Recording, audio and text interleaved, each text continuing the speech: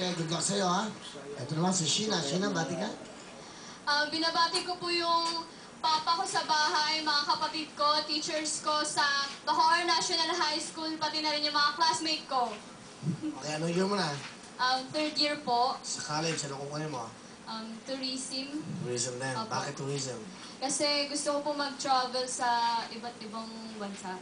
At dito sa Pilipinas, Yes. okay. Ano trabaho ng papa mo? Tricycle driver po. Tricycle driver. Ang nanay naman, Yung nagba-barbecue po siya sa bahay namin. sa tapat. Opo. Isaw-isaw. Opo. Okay. Pakilala mo sa amin ang nanay mo. Pinapakilala ko po sa inyo yung Wonder Woman sa bahay namin, si Mama Ann. Mami Ani, Mami Ann. Ganun ilan po ba anak nyo? 4 po. 4. Ang inyong asawa ay tricycle driver. Opo. Nag-aaral ba lahat ang anak nyo? Nag-aaral na po sila. Kinder yung bunso. Si Sheena ay pang ilan? Panganay siya. Panganay. Okay, ano po ang gusto sabihin kay Sheena? Sheena, Kulin, mag-aral ka ng mabuti.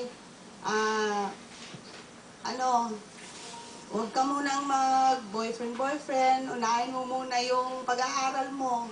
Kasi, alam mo naman, yung papa mo, gusto niya na makatapos ka.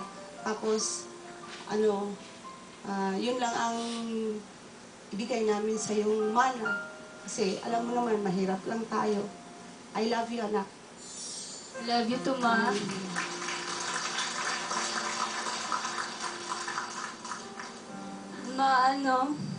Salamat kasi nandyan kayo parati.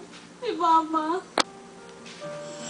Kahit na naghihirap tayo, minsan wala tayong makain. Pag hindi nakakabiyahe si Papa. Magsisikap ako para sa inyo ni Papa. Salamat. Gagawin ko yung lahat para hindi niyo ako pagsisihan ni Papa. Hindi ko sasayangin yung kung ano mang talento na nabigay sa akin ng Diyos. Meron ka ba message sa papa mo? Nanonood? Baka nagbabiyahe ngayon yan, ano? Pa, natupad na yung pangarap mo, makasali ako sa Wawawi. Mag-iingat ka lagi pa kung saan ka nakakarating pag bumibiyahe ka. Pag nanonood kayo ng Wawawi, kunyari, kamukha niyan, kumakanta ka, ang sabi ng papa mo, sana makasali ka sa Wawawi, ganun ba? Opo, sinasabi niya po yun. Ano pinag-uusapan niyo sa bahay?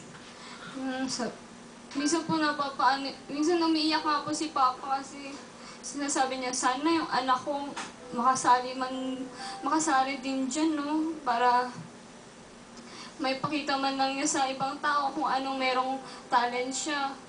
Yun po. O, ito, natupad na. Opo. Galingan mo, dedicate mo to sa mama at sa papa mo, ha?